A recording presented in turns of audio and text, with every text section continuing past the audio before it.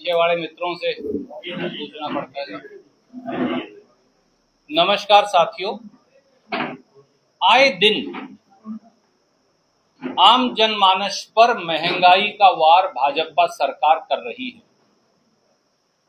हर रोज सुबह उठते हैं तो हर रोज सुबह सोचते हैं कि आज कौन सा नया हमला महंगाई का आम जनमानस के बजट और जेब पर होगा। तो आज महंगाई का नया वार है, दवा की कीमतें बढ़ा किया जनमानस पर प्रहार। जनता से हारी और बीमारी की मुसीबत में लूट का धंधा अब बीजेपी ने बना लिया है। मरीजों और बीमारों से महंगाई की लूट जो की जा रही है वो निर्दयी भी है, अमानवीय भी है, अस्वीकार्य भी है और शायद दवाइयों की कीमतें बढ़ाकर जो भाजपा पैसा इकट्ठा कर रही है उसके लिए भगवान भी उनको कभी माफ नहीं करेंगे। भारतीय संस्कृति का मूल विधान है मानवता की सेवा। एक दूसरे पर मुसीबत आए तो उनकी मदद करना।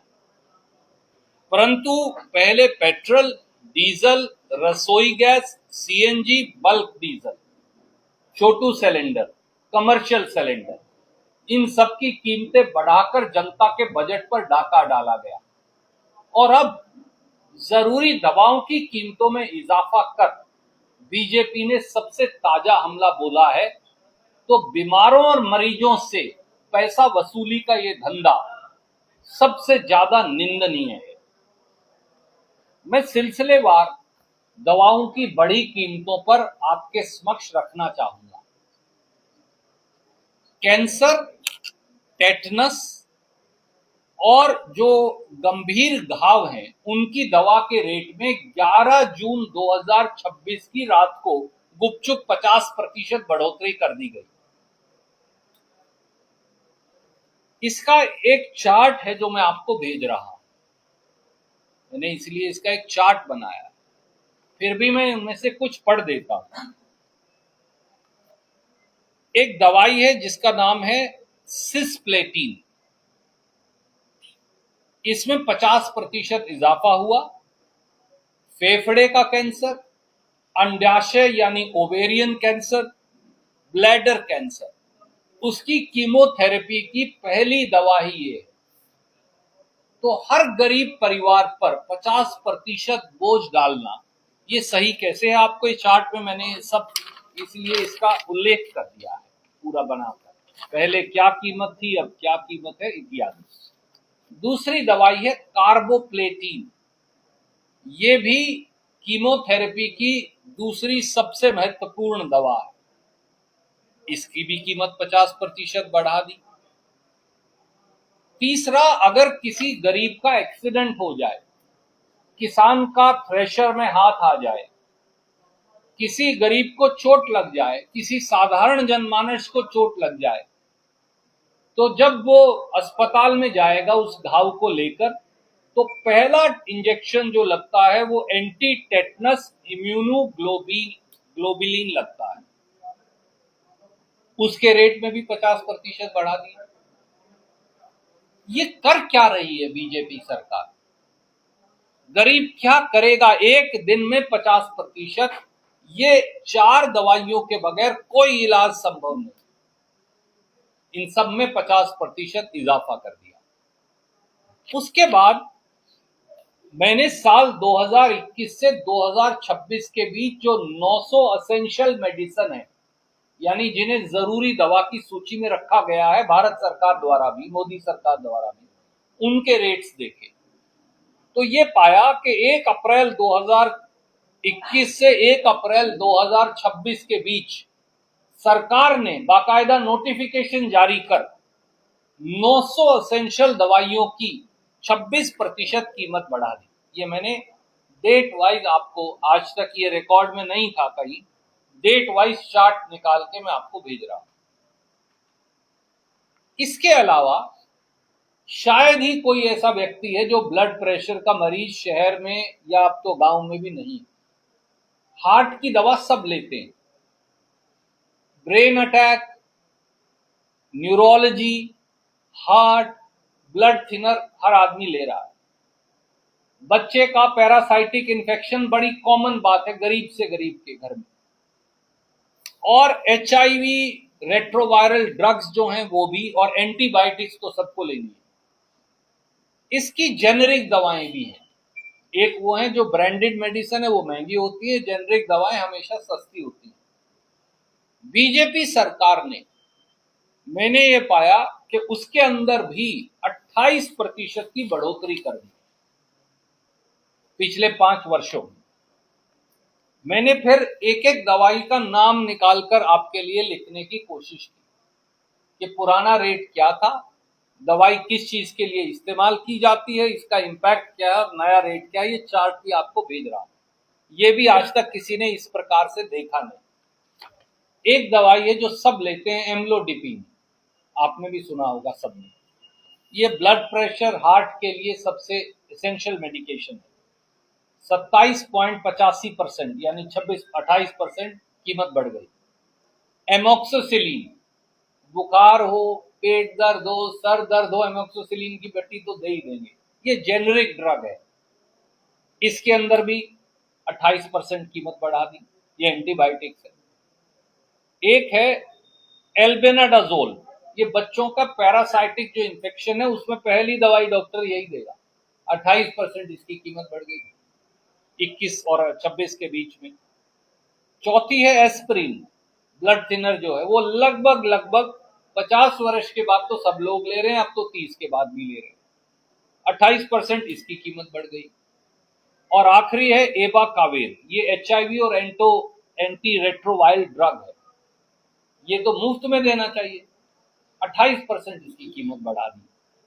सच्चाई ये है कि बीजेपी दवाइयों की लूट का धंधा कर रही है और मरीज को राहत देने की बजाय हरी बीमारी में मुनाफा कमा रही है। इससे ज्यादा जाति की बात कोई हो ही नहीं सकती। और हमारी ये मांग है कि बगैर विलंब के बीजेपी की केंद्रीय और प्रांतीय सरकार इन ड्रग्स की कीमत वापस ले जो बढ़ी हुई है, और ये सारे ड्रग्स जो हैं, 900 एसेंशियल ड्रग्स जो हैं और ये जेनरिक ड्रग्स जो हैं, इनको सब्सिडाइज्ड रेट पर कम से कम मध्यम वर्गीय और गरीब परिवारों को मुहैया करवाएं। कोई सवाल आप पूछना चाहें तो आपका स्वागत।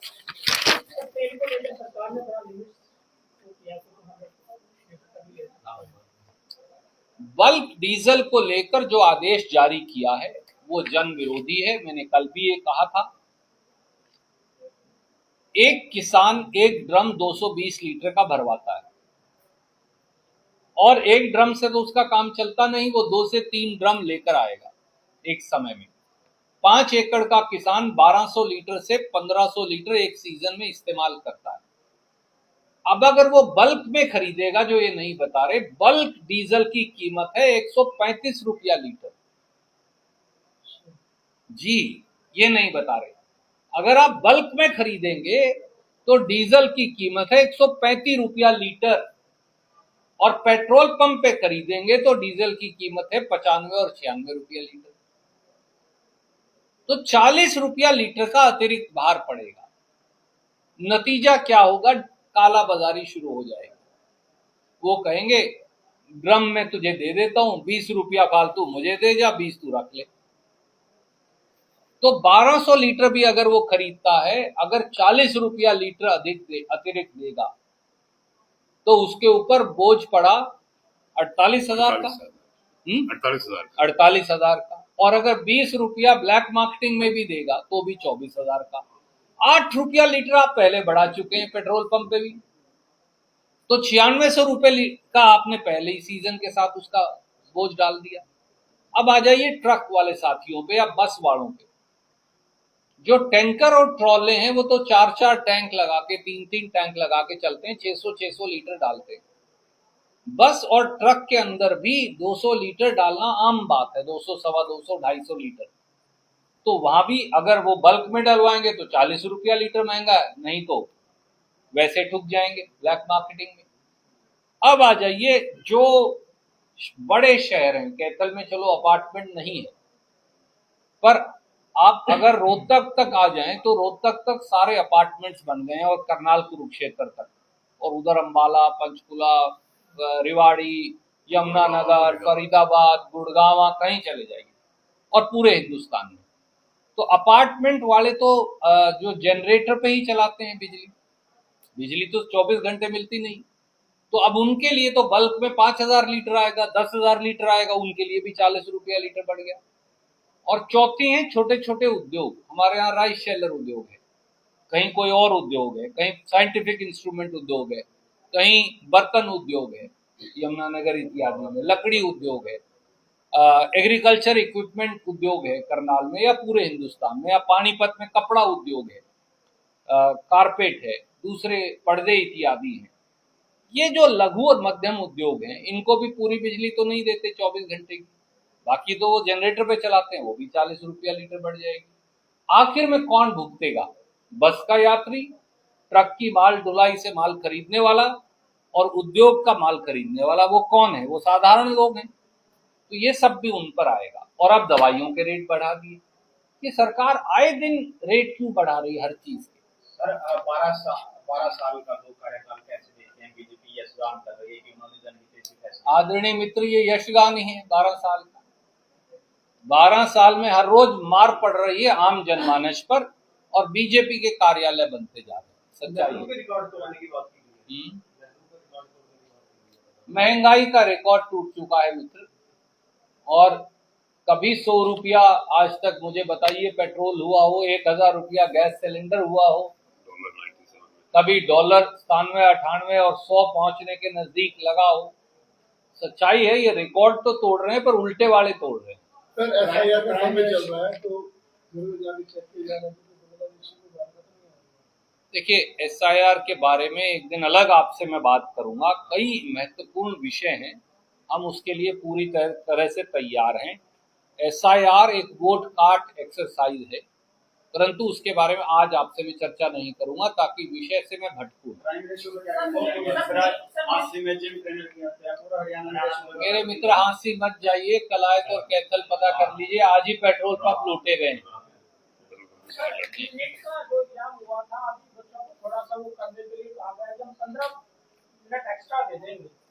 पहले धर्मेंद्र प्रधान इस्तीफा दें, फिर कोई बातचीत हो।